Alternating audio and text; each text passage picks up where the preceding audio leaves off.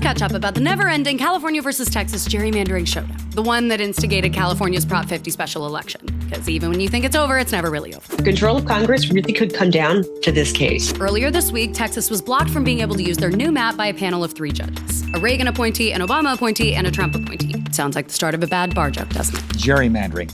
It's constitutional. This map was politically based, and that's totally legal, totally allowed, and totally fair. The problem, though, that this 3-judge panel had was that they didn't do it for political reasons. They used race. But there are some trends in how racial populations vote, so how did the judges discern the motive here? Well, back in July, the Department of Justice alleged that Texas's 2021 maps were unconstitutional because of something called coalition districts. Coalition districts are a result of the Voting Rights Act, which prohibits racial discrimination in voting. And it's kind of weedsy, but they're districts where different minority groups combine to create a majority. They said, these seats are unlawful, you need to draw them differently. And Texas Republicans went right ahead and changed those seats. The DOJ essentially chalked these coalition districts up to reverse discrimination, and so in the redraw, Texas dismantled them. But this panel of federal judges has declared that the DOJ had it wrong in the first place. And according to the Trump-appointed judge who wrote the decision, their attempt to undo racial discrimination resulted in actual racial discrimination. The court says, if this wasn't about race, why did you mostly draw these seats in non-white areas? The impact on California?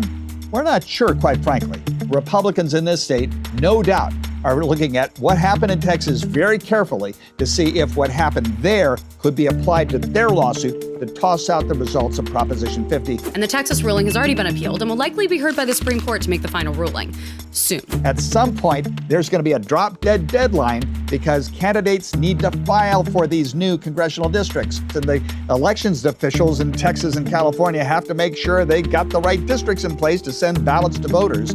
So if the Supreme Court's going to get involved in this Texas matter, they got to do it quick.